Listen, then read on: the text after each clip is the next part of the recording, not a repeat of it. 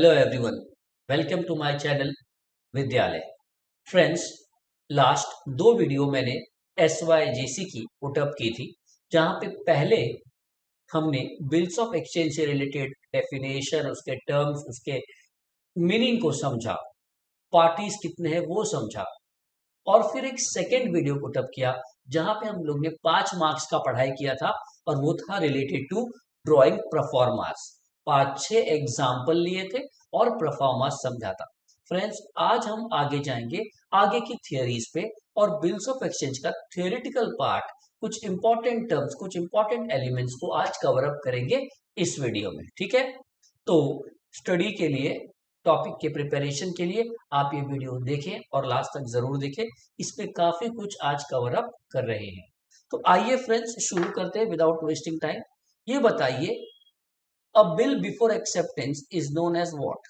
मैं बात कर लेता हूं इंपॉर्टेंट टर्म्स की।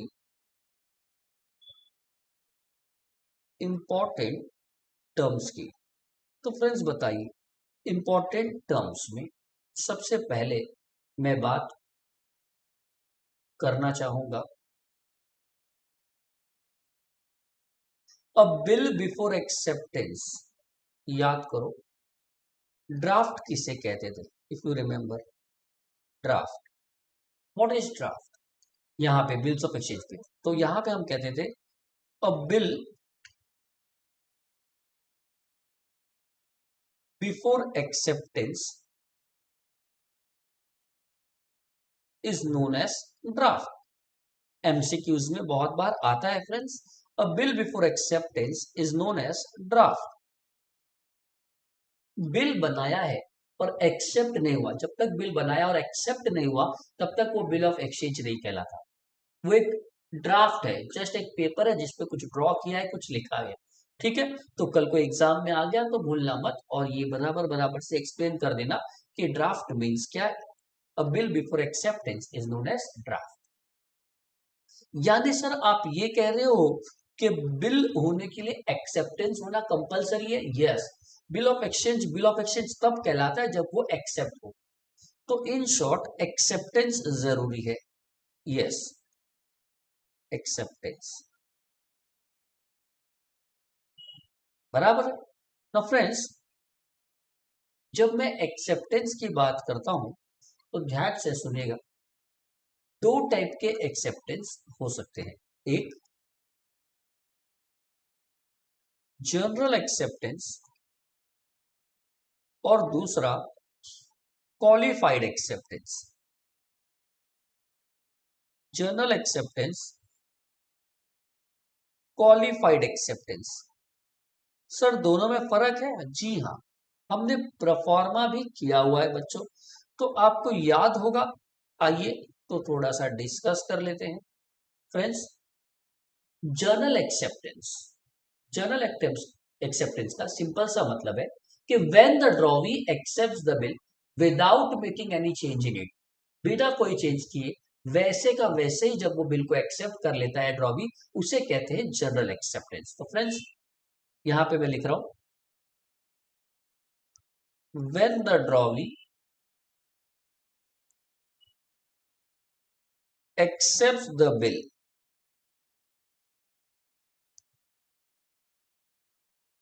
without making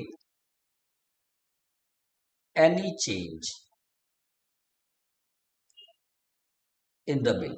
जब बिल में बिना कुछ चेंज किए हुए उसने एक्सेप्ट किया, उसे कहते हैं जनरल एक्सेप्टेंस। क्या कहते हैं?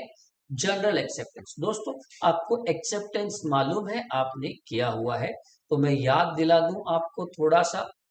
क्लियर? अगर आपको याद आए तो आप ऐसे लाइन ड्रॉ करते थे बिल में, अगर आपने पिछले 2 वीडियोस देखे होंगे, और लाइन ड्रॉ करके जब ड्रॉवर ने इसके ऊपर एक्सेप्टेड लिख दिया, क्या लिख दिया? एक्सेप्टेड, सिर्फ एक्सेप्टेड वर्ड लिख दिया, यानी जैसे बिल बनाया था वैसे ही उसने एक्सेप्ट किया without making any change in the bill. इसको कहते हैं जनरल एक्सेप्टेंस। जैसे कि फ्रेंड्स अगर मैं आपको यहां दिखाऊं तो ये देखिए, सिर्फ एक्सेप्टेड लिखा था फ्रेंड्स, ये कौन सा एक्सेप्टेंस है? General acceptance. ये कौन सा प्रोफॉर्मास है? पिछले लेक्चर में जो मैंने पढ़ाया था वही प्रोफॉर्मास है, बराबर। ये जनरल एक्सेप्टेंस है दोस्तों, बराबर है। आगे चलेंगे, जनरल एक्सेप्टेंस आपको नजर आ गया। ये देखिए फ्रेंड्स, ये भी कौन सा एक्सेप्टेंस है, जनरल एक्सेप्टेंस है। बिल जैसे बनाया गया वैसे ही एक्सेप्ट हुआ। When the bill is accepted without making any change in it, कोई चेंज नहीं हुआ है। देखिए जैसे बिल बनाया था वैसे का वैसे एक्सेप्ट हुआ, कोई भी चेंज नहीं किया, कोई भी चेंज नहीं किया एक्सेप्टेंस के वक्त। तो फ्रेंड्स इसे कहते हैं जनरल एक्सेप्टेंस। क्या एक्सेप्टेंस? जनरल। आपके सामने दिखेगा आपको। आगे क्वालिफाइड एक्सेप्टेंस की बात कर लूं फ्रेंड्स, तो ध्यान से सुनिए। When the drawee accepts the bill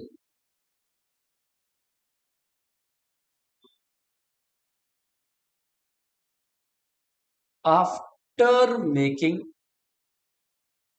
some qualifications,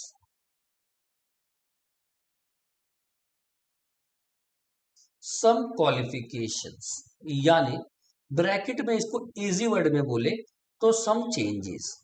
जब ड्रॉवर कुछ चेंज करता है, कुछ क्वालिफिकेशंस डालता है, यानी कुछ चेंजेस करता है, when the drawer accepts the bill after making some changes, such after making some changes in the bill, such acceptance is known as qualified acceptance। कौन सा एक्सेप्टेंस? Qualified acceptance. जब वो कुछ बिल में चेंज करता है, क्या करता है? चेंज। क्लियर? तो उसे क्वालिफाइड एक्सेप्टेंस कहते हैं। अगर चेंज नहीं करता है और वैसे का वैसे एक्सेप्ट करता है तो जनरल एक्सेप्टेंस, कुछ चेंज करके एक्सेप्ट करता है तो क्वालिफाइड एक्सेप्टेंस। याद दिला दूं आपको, क्वालिफाइड एक्सेप्टेंस में हम कैसे लिखते थे फ्रेंड्स? तो ये लाइन आता था, और ये लाइन आने के बाद दोस्तों यहाँ पे कुछ क्वालिफिकेशन, जब वो एक्सेप्टेड लिखता था, याद करेंगे, जब वो एक्सेप्टेड लिखता था फ्रेंड्स, तब यहाँ पे वो लिखता था एक्सेप्टेड, लेकिन आगे कुछ और डालता था, for dash dash dash dash, कुछ कंडीशन डालता था, बराबर। यानी चेंज किया, चेंज किया तो उसे क्वालिफाइड एक्सेप्टेंस कहते थे। क्या कहते थे? Qualified acceptance. अगर आपको मैं याद दिला दूं फ्रेंड्स, तो हमने पिछले लेक्चर में प्रोफॉर्मास में किया हुआ था, ठीक है। आइए ध्यान से देखते हैं यहां पर। देखिए ये बिल फटाफट से कितने का बनाया गया था? 5,500 का बनाया गया था। थोड़ा सा पीछे लेता हूं। देखिए फ्रेंड्स, ये बिल बनाया गया है 5,500 का, लेकिन जब ड्रॉवी ने एक्सेप्ट किया तो कितने का एक्सेप्ट किया था फ्रेंड्स? कितने का एक्सेप्ट किया था? 5,000 का।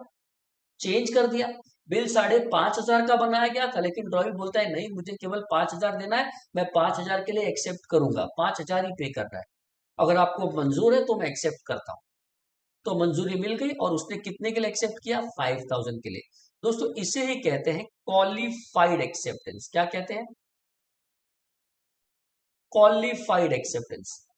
क्वालिफाइड एक्सेप्टेंस फ्रेंड्स, इसे अगर मैं बोलूँ क्वालिफाइड है, हाँ बराबर। बिल कितने का बनाया था? 5,500। एक्सेप्ट कितने का हुआ? 5,000। बोलो चेंज किया कि नहीं किया?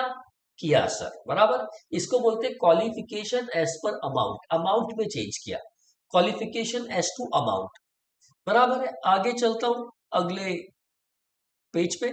यहां पे देखिए फ्रेंड्स, यहां क्या हुआ, ये बिल बनाया गया था कितने डेज के लिए? फ्रेंड्स ये बिल बनाया है 60 डेज के लिए, लेकिन एक्सेप्ट कितने डेज के लिए हुआ? 90 डेज। ड्रॉवर बोला था 60 दिन पे देना, लेकिन ड्रॉवी ने एक्सेप्ट करते वक्त बोला नहीं, 90 डेज। तो चेंज किया। इसे ही कहते हैं friends qualified acceptance. Qualified acceptance. तो देख लीजिए किस तरह हमने अपने लेक्चर को लिंक कर दिया है। पिछले लेक्चर में आपने परफॉर्मा सीखा और अब उसमें जो एक्सेप्टेंस सीखा था उधर ही मैं समझा रहा हूं कि कौन सा जनरल एक्सेप्टेंस और कौन सा क्वालिफाइड। दोस्तों ये क्वालिफाइड है एज पर पीरियड, क्वालिफाइड है as per period, as to period. समझ में? तो ये होता है दो तरह का एक्सेप्टेंस। जब आप बिल एक्सेप्ट करते हो विदाउट मेकिंग एनी चेंज, देखिए friends, without making any change यहां पे देख सकते हैं, तो general acceptance. After making any change तो qualified acceptance. Is that clear? और अगर थोड़ा डिटेल में पढ़ाऊं, आपको डिटेल में जानना है सर, जानना है, हाँ ठीक है सर बता दो, तो याद ये रखना है कि qualification can be qualified as to amount. Qualification can be as per amount accepted for this much rupees only. Qualification can be as per period, qualified as to period, qualified as to period. यानी मैं इतने दिन के लिए accept कर रहा हूं, accepted for 90 days, accepted for 3 months. Period में चेंज किया तो qualified as to period. Amount में चेंज करके एक्सेप्ट किया तो qualified as to amount. Then place में चेंज किया, जो पेमेंट की प्लेस है वो बदल रहा है, बोलता है मैं यहां नहीं जा सकता, मैं इसी जगह पे करूंगा, आपको मांगता है तो आ जाना. तो क्वालिफाइड एज टू प्लेस. अगर प्लेस में चेंज किया तो क्वालिफाइड एज टू प्लेस. इसी तरह दोस्तों qualified as to party, qualified as to parties. मतलब मैंने अगर लिख दिया था कि पे टू प्रिया और हर ऑर्डर, उसने बोला मैं प्रिया को नहीं पे करेगा, मैं तुमको ही पे करेगा, बराबर है. एक्सेप्टेड टू पे मेरा नाम, एक्सेप्टेड टू पे संतोष. तो वहां पे उसने क्लियर बोल दिया कि मैं इसी पार्टी को पेमेंट करेगा, बराबर. तो अगर वो चेंज करता है अमाउंट को लेके तो क्वालिफाइड एज टू अमाउंट. यहाँ पे फ्रेंड्स लिखा क्या जाएगा, यहाँ पे लिखा जाएगा एक्सेप्टेड फॉर रुपीज में चेंज होगा, दिस मच रुपीज ओनली. बात कर लो पीरियड की, तब वो बोलता है एक्सेप्टेड फॉर रुपीज नहीं आएगा, accepted for dash dash dash days only, days या months. Qualified as to place, accepted to pay at dash dash dash place. यहां पे वो जगह डाल देगा. पार्टीज में एक्सेप्टेड टू पे टू, और यहां पे वो डाल देगा ना फ्रेंड्स, किसको पे करना है उसको, एक्सेप्टेड टू पे टू. समझ में आया. तो यहाँ पे वो क्लियरली कहता है अगर फ्रेंड्स रुपीज में चेंज है qualification as per amount, days में चेंज किया क्वालिफिकेशन एज पर पीरियड, जगह पे चेंज कर रहा है qualification as per place, party के पेमेंट में नाम चेंज कर रहा है क्वालिफाइड एज टू पार्टी. तो when the drawee make changes in the bill while acceptance, ये क्वालिफाइड एक्सेप्टेंस है. आई होप एक्सेप्टेंस एकदम क्लियर हो गया रहेगा, एकदम क्लियर हो गया रहेगा.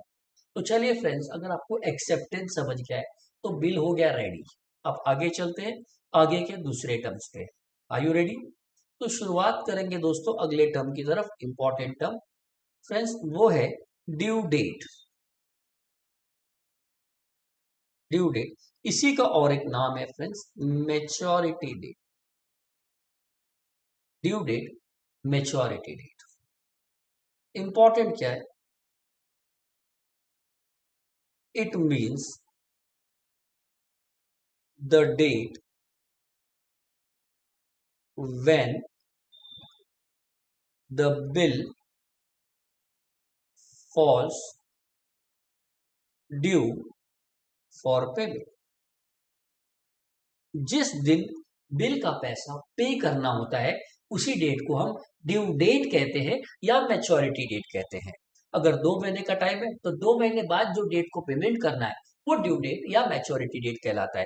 3 महीने बाद पेमेंट करना है तो 3 महीने के बाद के डेट को ड्यू डेट या मैच्योरिटी डेट कहते हैं. इसमें एक इंपॉर्टेंट फ्रेंड्स, एक इंपॉर्टेंट नोट है, जरा ध्यान से देखना. Note, grace days, very very very important part.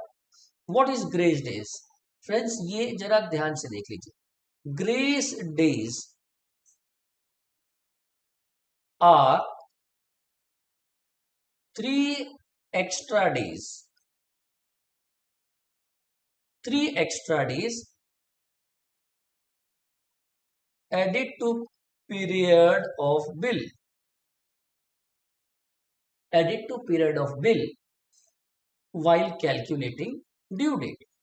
दोस्तों while calculating due date, जब आप उसका ड्यू डेट निकाल रहे हो तो आप हमेशा उसके पीरियड में 3 दिन और ऐड करते हो, एक्स्ट्रा डेज, जैसे आपके एक्स्ट्रा मार्क्स देके पास करते हैं, जैसे ग्रेस मार्क कहते हैं, उसी तरह 3 एक्स्ट्रा डेज ऐड किए जाते हैं ड्यू डेट निकालने में। मतलब अगर 2 महीने का बिल है तो 2 महीना प्लस और 3 दिन ऐड करेंगे, फिर जो डेट आएगा उसे बोलेंगे ड्यू डेट। यानी ड्यू डेट कैलकुलेशन में फ्रेंड्स कौन सा डेज ऐड करना पड़ता है कंपलसरी, कौन सा डेज ऐड करना है, ग्रेस डेज। कौन सा डेज ऐड करना है, ग्रेस डेज। अगर आप ड्यू डेट निकाल रहे हो तो ड्यू डेट निकालते वक्त क्या ऐड करना जरूरी है, grace days. Sir grace days देना कंपलसरी है, जी हाँ, बता देता हूं आपको, बराबर से सुनिए। Grace days are allowed by law to drawing। कानून के नजर में 3 दिन एक्स्ट्रा मिलना ही चाहिए, कानून ने अलाउ किया है। Grace days are allowed by law to drawee to make arrangement of payment, कि भाई मैं तुम्हें और 3 दिन एक्स्ट्रा देता हूं कानून की तरफ से, आप अपना पेमेंट का अरेंजमेंट कर लो। समझ में आया, क्लियर। तो ये ग्रेस डेज देना है अगर आप ड्यू डेट निकाल रहे हो तो। अगर आप फ्यूचर का ड्यू डेट निकाल रहे हो तो आपको ग्रेस डेज ऐड करना है, याद रखना। मैं बोला अगर आप फ्यूचर का ड्यू डेट निकाल रहे हो तो, ठीक है। आगे जाके कहीं पे एक लिंक भी करूंगा और पूछूंगा कुछ। तो ड्यू डेट जब निकालते हो तो फ्रेंड्स आपको ग्रेस डेज ऐड करना है। क्या ऐड करना है, ग्रेस डेज ऐड करना है। कितना ग्रेस डेज ऐड करते हो, सर 3 एक्स्ट्रा डेज। कौन देता है, सर लॉ। किसको देता है, ड्रॉवी को, ताकि वो किसका अरेंजमेंट कर सके, पेबिट का अरेंजमेंट कर सके। इन शॉर्ट अगर मैं ड्यू डेट की बात कर लूं फ्रेंड्स तो ड्यू डेट निकलता कैसे है, यहां देखिए, due date calculation, due date calculation.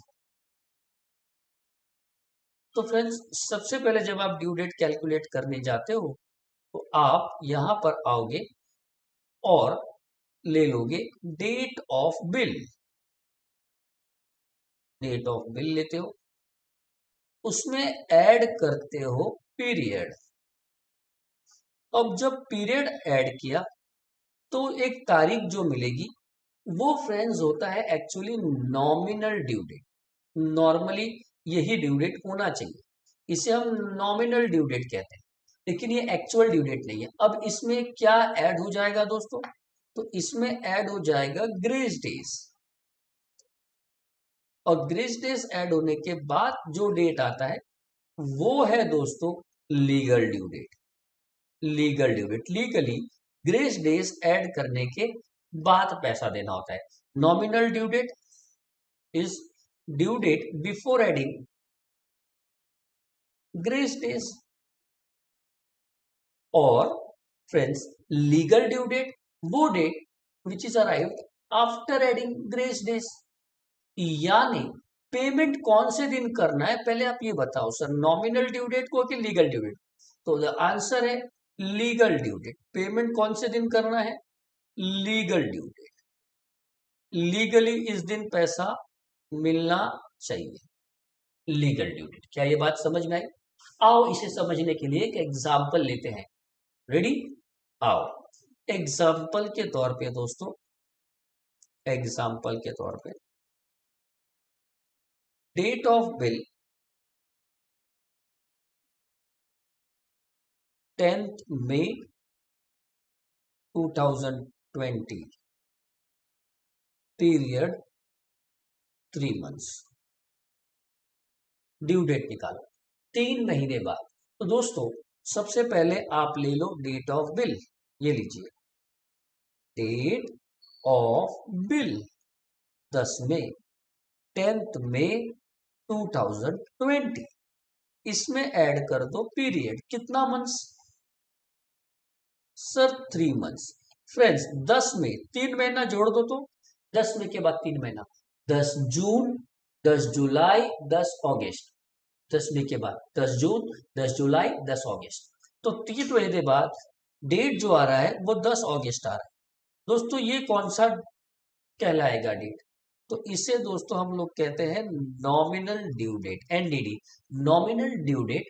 पर इसमें क्या ऐड करोगे, क्या ऐड करोगे तो एक्चुअल ड्यू डेट आएगा, लीगल ड्यू डेट आएगा। बिल्कुल सही बोल रहे हो आप सर, इसमें जाएंगे और आप ऐड करेंगे ग्रेस डेज। कितना ग्रेस डेज ऐड करोगे?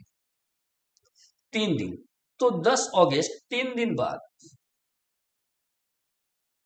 क्या आएगा, बोलो फटाफट। 13 अगस्त 2020।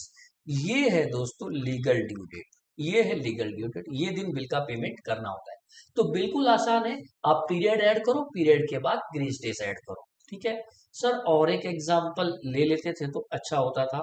आइए और एक एग्जांपल आपके सामने पेश कर देता हूं, और एक एग्जांपल पेश कर देता हूं। Date of bill, date of bill मान लीजिए कि 18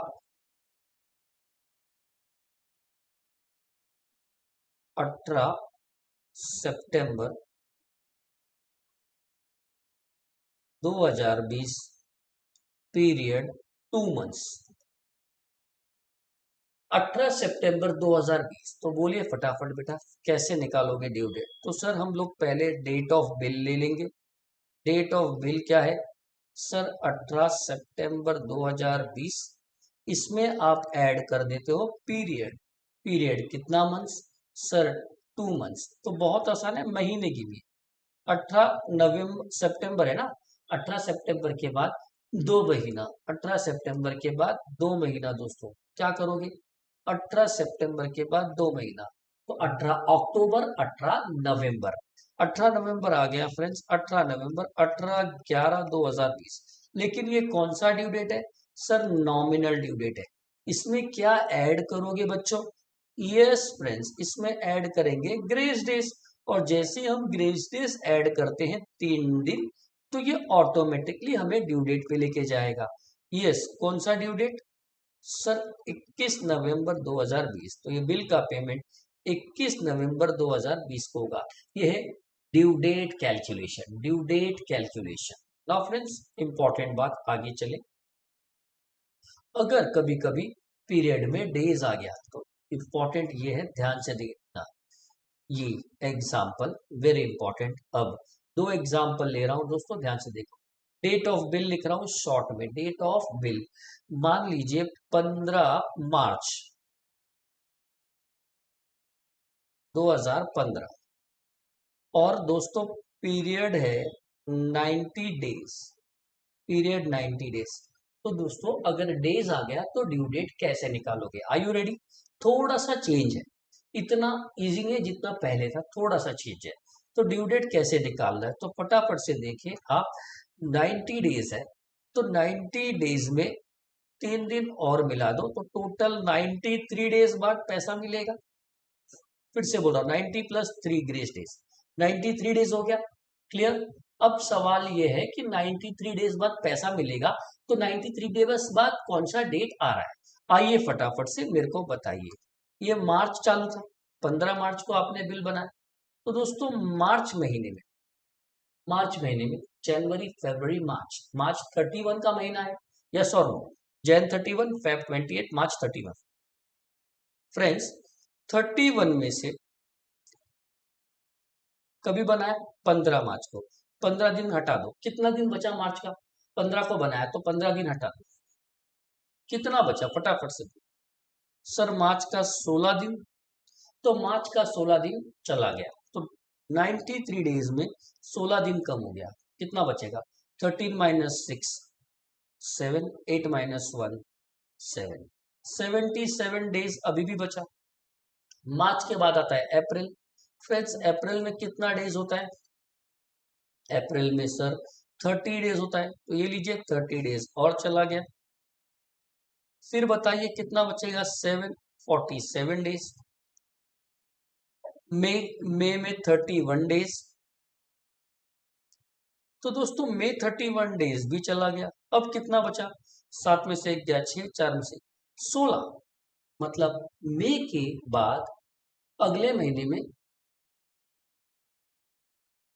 16 दिन बच रहे, तो पे पेड हो जाएगा दोस्तों मई के बाद जून के 16वें दिन। जून के 16वें दिन यानी दोस्तों ड्यू डेट क्या आ गया, बोलो फटाफट। ये आ गया ड्यू डेट आपका 16 जून 2015। क्या ये बात समझ में आई? 16 जून 2015। ठीक है, थोड़ा सा वापस से एक बार देख ले। हाँ, अगर आप सोच रहे हो तो आइए आज फिर से समझा देता हूँ एक बार अच्छी तरीके से, रिपीट कर लेते हैं और आपको ड्यू डेट कैलकुलेशन समझा देता हूँ। सर इम्पोर्टेंट है, हाँ। अगर आप पढ़ रहे हो तो ड्यू डेट के कैलकुलेशन पे एमसीक्यूज में सम आ सकते हैं। इतना ही नहीं, आप हायर लेवल पे भी पढ़ोगे जब सीएस में, तो ड्यू डेट वगैरह आपको अच्छी तरह कैलकुलेट करने आना चाहिए, बेसिक चीजें। तो थोड़ा सा रिपीट कर देते हैं।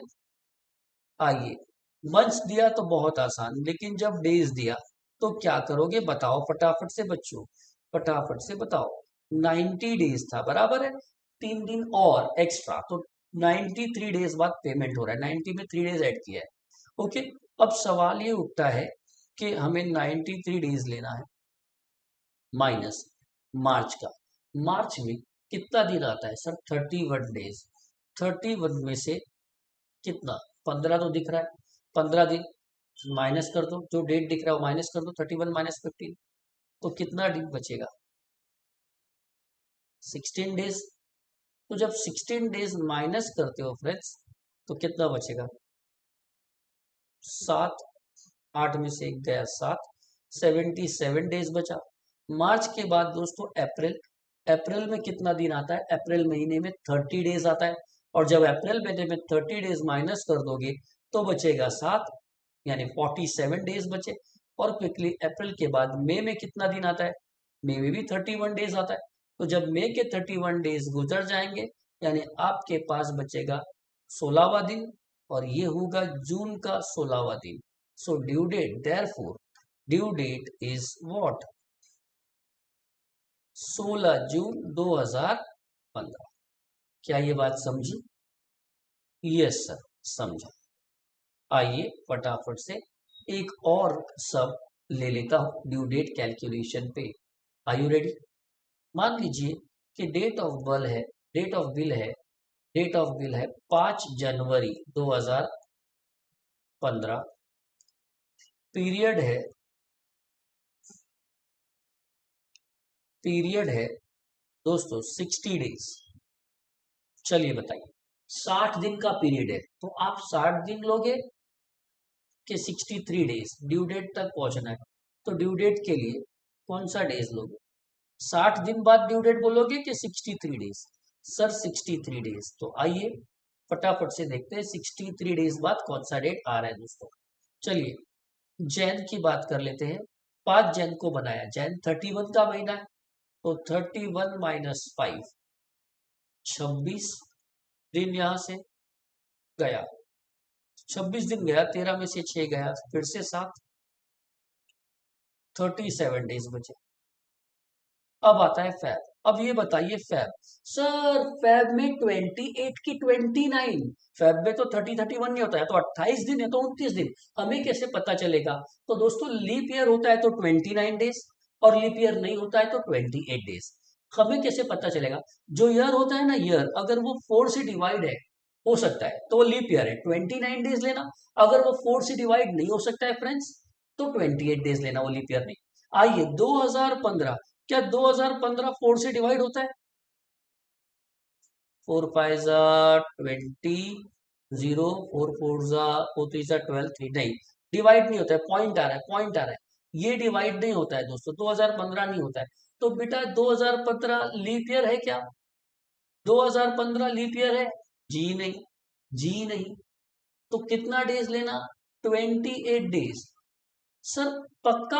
हाँ, देखिए 2016 देखिए, क्या 2016 4 से डिवाइड होता है? हाँ, 4 5 20, 4 0 0, 4 4 16, ये होता है। 2016, 2020, 2024 जो भी 4 से डिवाइड होता है वो लीप ईयर है, तब 29 लेना। जो डिवाइड नहीं होता है वो लीप ईयर नहीं है दोस्तों, 28 लेना है।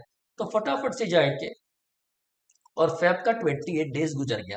कितना डेज अभी भी बच रहा है? तो 17 में से 8 गया 9, 0, 9 डेज। यानी फेब के बाद 90 दिन पे पेमेंट करना। 9वां दिन मतलब फेब के बाद कौन सा महीना आता है दोस्तों? मार्च। तो फ्रेंड्स ड्यू डेट आ गया, ड्यू डेट आ गया और ड्यू डेट कितना आया फ्रेंड्स, 9 मार्च 2015। तो कहीं ना कहीं हमने ड्यू डेट निकालना सीख लिया। बराबर है, ड्यू डेट में आप ये बताओ वो डेट जिस दिन बिल का पेमेंट करना है, उसमें एक्स्ट्रा डेज ऐड करना पड़ता है। कितना एक्स्ट्रा डेज ऐड करना पड़ता है बताइए, कितना एक्स्ट्रा डेज ऐड करना? Sir 3 extra days. उस एक्स्ट्रा डेज का नाम क्या है sir? Grace days, allowed by law to drawee to make arrangement of payment. क्या ये बात समझ में आई? क्या ये बात समझ में आई? हाँ या ना आई? एक इंपॉर्टेंट बात ध्यान से सुन लेना दोस्तों, एक इंपॉर्टेंट बात। आ जाते हैं note.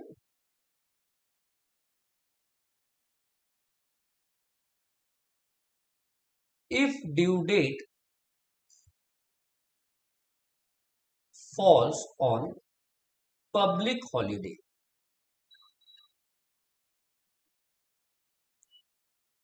then due date will be considered as preceding day. Due date will be considered as preceding day. Preceding day दोस्तों, पब्लिक हॉलीडे के दिन अगर ड्यू डेट आ रहा है तो आप बिल का पैसा एक दिन पहले दोगे, एक दिन पहले। एग्जाम्पल के तौर पे दोस्तों, पब्लिक हॉलीडे मतलब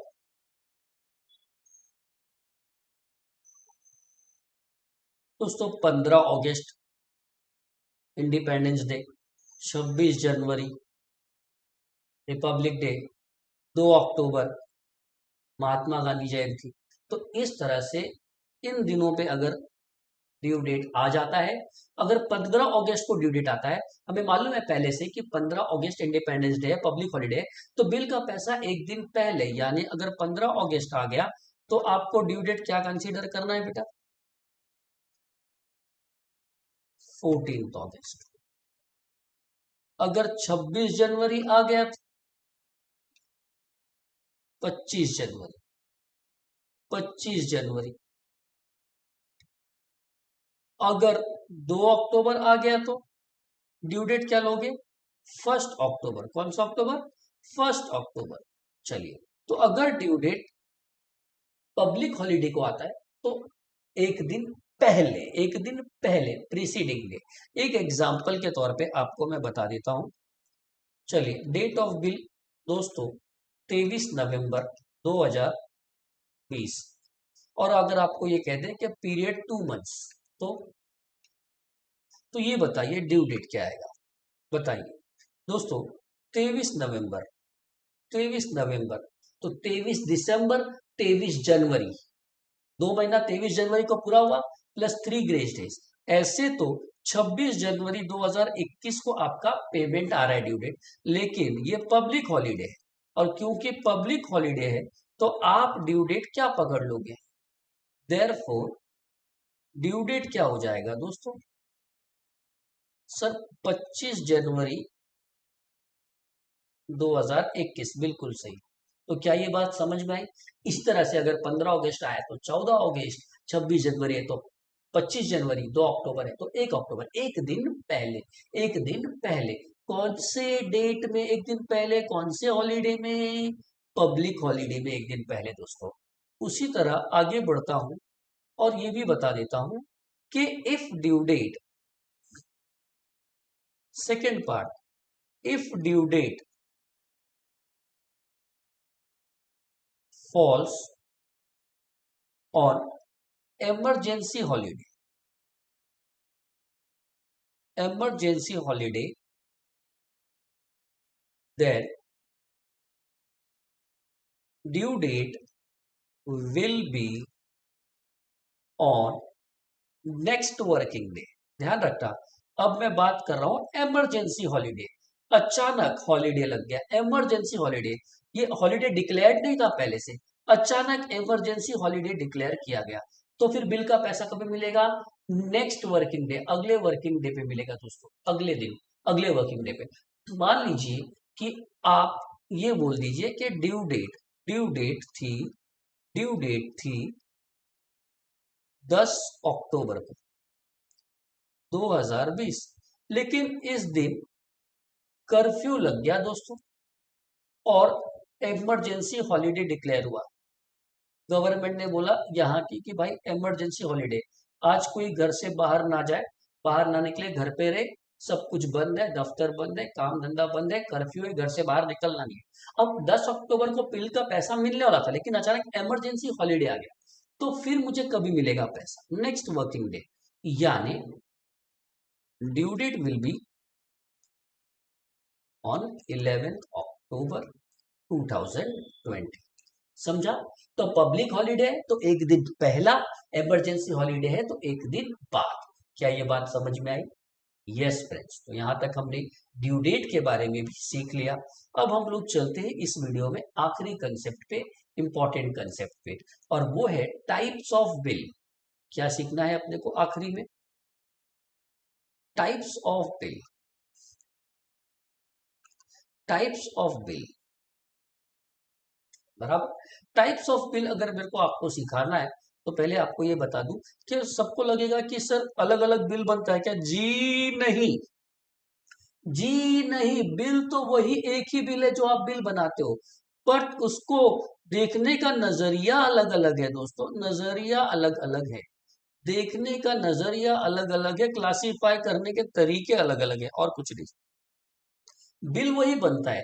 देखिए दोस्तों, ये बिल आपने बनाया था यहाँ पे, देखिए ये बिल, ये वही बिल है, बिल ऑफ एक्सचेंज। ऐसा ही बिल बनता है फ्रेंड्स, ऐसा ही बिल बनता है, जो बिल आपके सामने है यही दोस्तों बिल है, बराबर है। अगले पेज पे चलूं, ये देखिए, यही वो बिल है जो बिल बना रहे हो आप लोग मेरे साथ। पिछले वीडियो में आपने ये बिल्स बनाए थे, देखिए ये बिल, ये भी वही बिल है, बराबर है। लेकिन दोस्तों ये बिल को अलग अलग एंगल से देखा जा सकता है, अलग अलग तरीके से इस बिल को क्लासिफाई किया जा सकता है। बिल एक ही है बट देखने का तरीका अलग अलग है, बराबर है, अलग अलग। जैसे शूटिंग होती है ना, तो कुछ ये एंगल से कैमरा शूट होता है, कभी वो एंगल से कैमरा शूट होता है, कभी टॉप से शूट करते, कभी बॉटम से शूट करते, यानी इन शॉर्ट सभी जगहों से हर एक एंगल से देखते हैं, अलग नजरिए से देखा जाता है। उसी तरह बिल के भी अलग अलग तरीके से देख क्लासिफाई करने के तरीके हैं, अलग अलग नजरिए हैं सबके। तो आइए उन नजरियों की बात करते हैं, टाइप्स ऑफ बिल। अगर मैं बोलूं टाइप्स ऑफ बिल क्लासिफाई करने का, तो एस पर types of bill friends, S per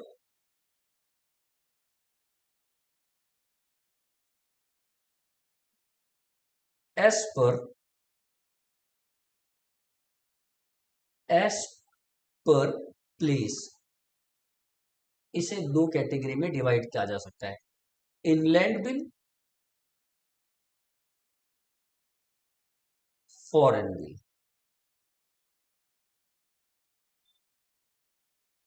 place के हिसाब से इनलैंड बिल और फॉरेन बिल में इसका क्लासिफिकेशन हो सकता है।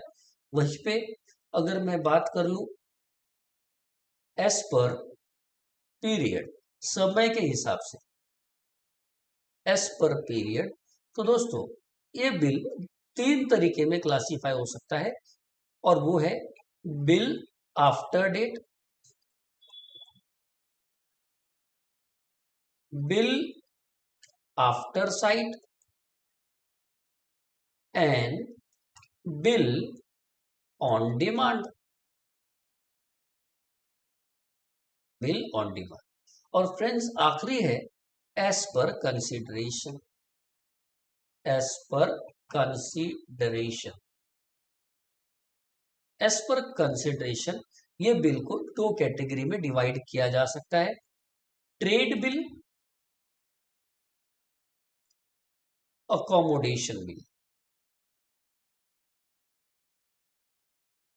अलग अलग प्रकार के बिल है दोस्तों, अकोमोडेशन बिल, ठीक है। आइए एस पर प्लेस बात कर लेते हैं, as per place, are you ready? As per place, place के हिसाब से इस बिल को कैसे समझे,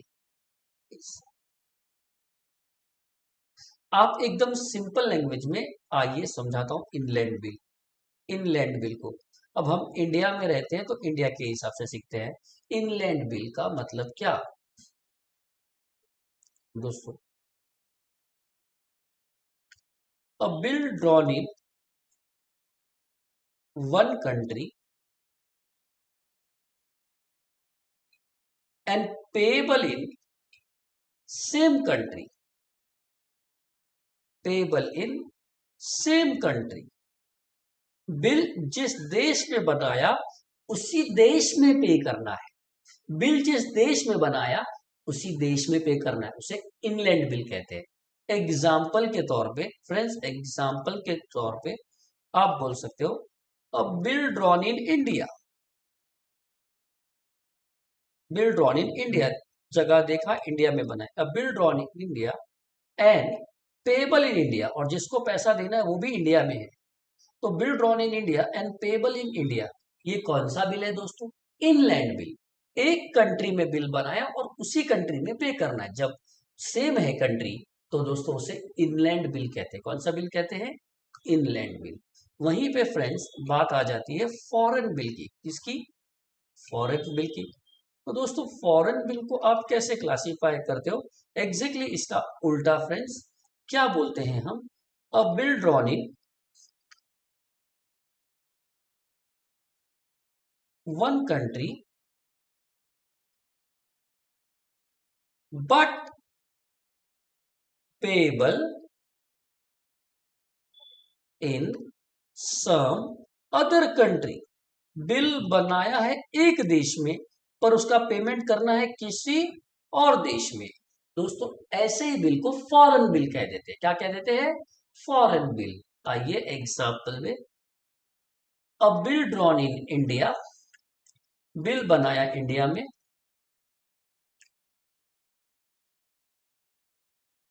बट पेबल इन अमेरिका।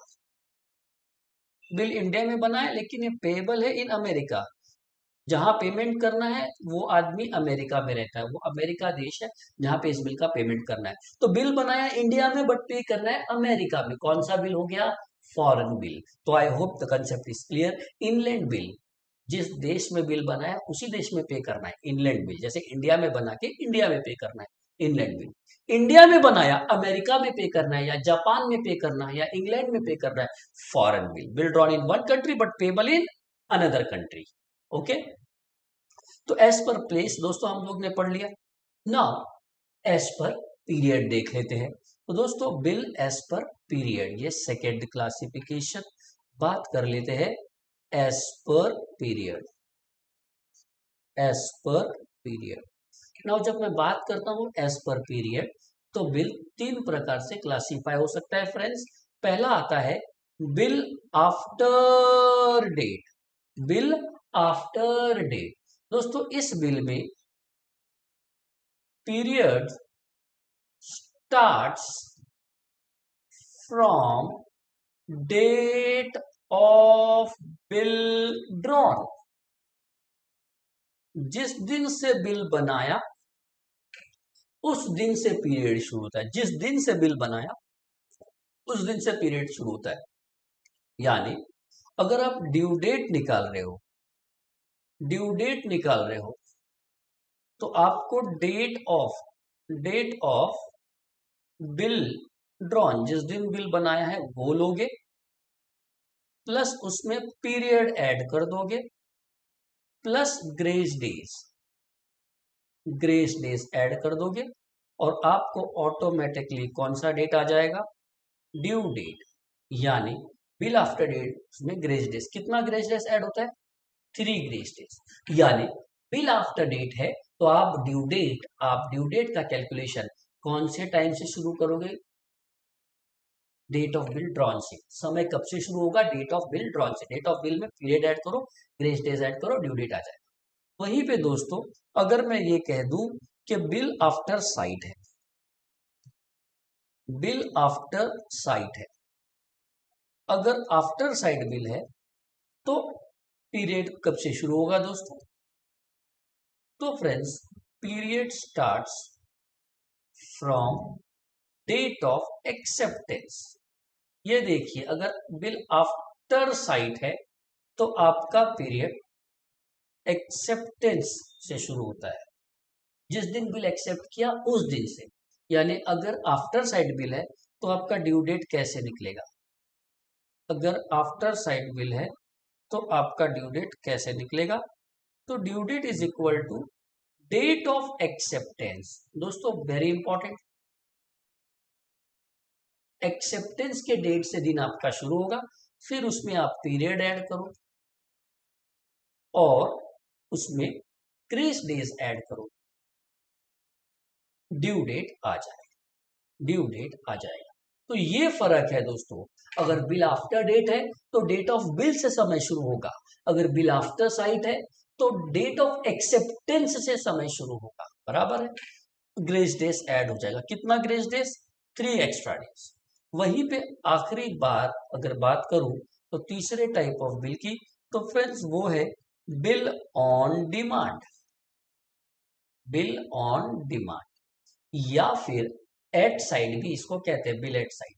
दोस्तों यहाँ पे बहुत ज्यादा इंपॉर्टेंट बात यह है दोस्तों, हमने प्रोफॉर्मा भी बनाया हुआ है इसका, अगर आपको याद आएगा तो बिल ऑन डिमांड में no period is mention, period ही नहीं होता है, no period is mention, no period is mention. यहां पे आप ड्यू डेट नहीं कैलकुलेट करते, जिस दिन आप बिल का पैसा मांगोगे उस दिन उसको पे करना पड़ेगा। तो यहां पे लिख देता हूं, सच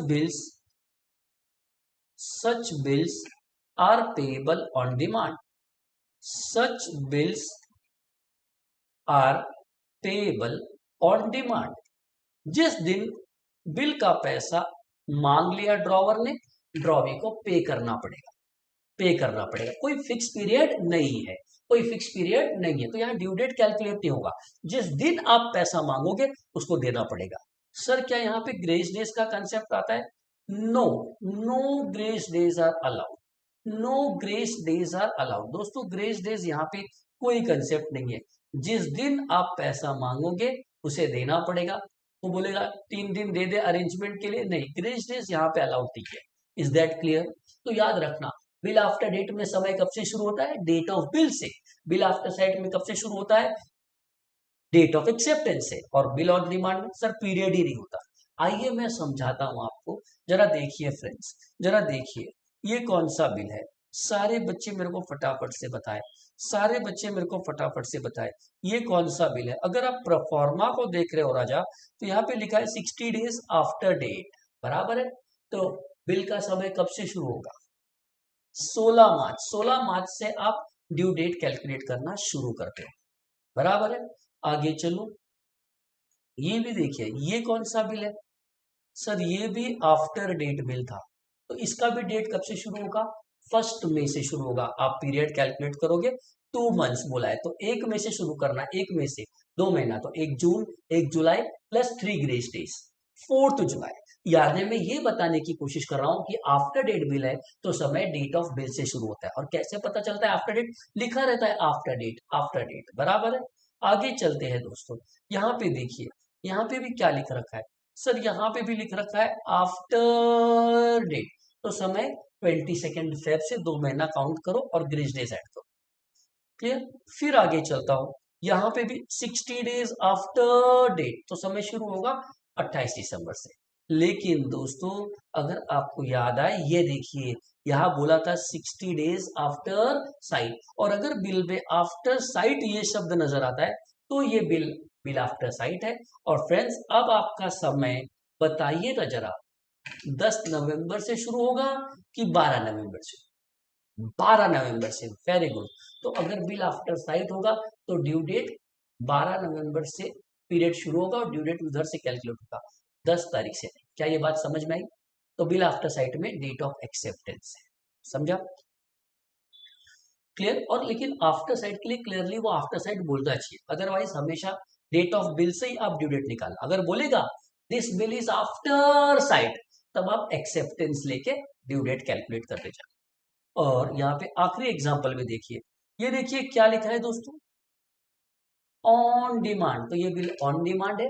और फ्रेंड्स क्या यहाँ पे कोई फिक्स पीरियड है? जी नहीं। तो जब ड्रॉवर पैसा मांगेगा तब देना पड़ेगा, यहाँ पे कोई फिक्स पीरियड नहीं है, कोई ग्रेस डेज अलाउड नहीं होगा। Is that clear?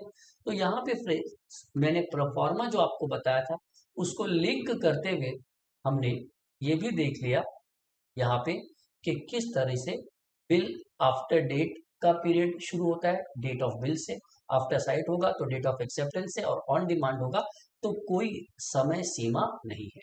क्या ये बात समझ में आई?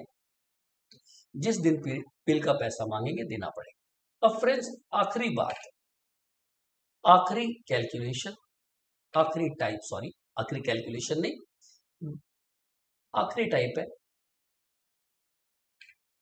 Bill with bill bill as per consideration.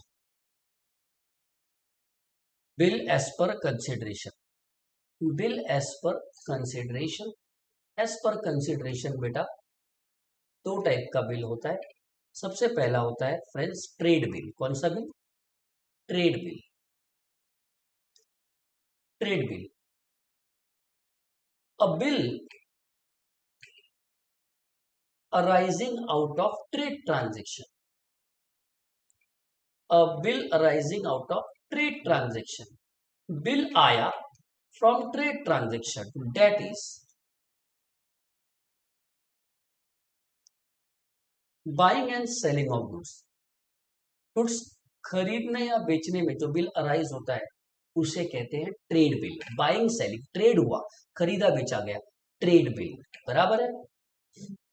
It is also known as bill with consideration, it is also known as bill with consideration, bill with consideration। दोस्तों यहाँ पे इंपॉर्टेंट क्या है, this bill is also called as bill with consideration. मतलब आपने पहले माल बेचा, अगर आपने 50,000 का माल दिया तो उसके कंसिडरेशन में 50,000 के सामने आपको 50,000 का बिल आया।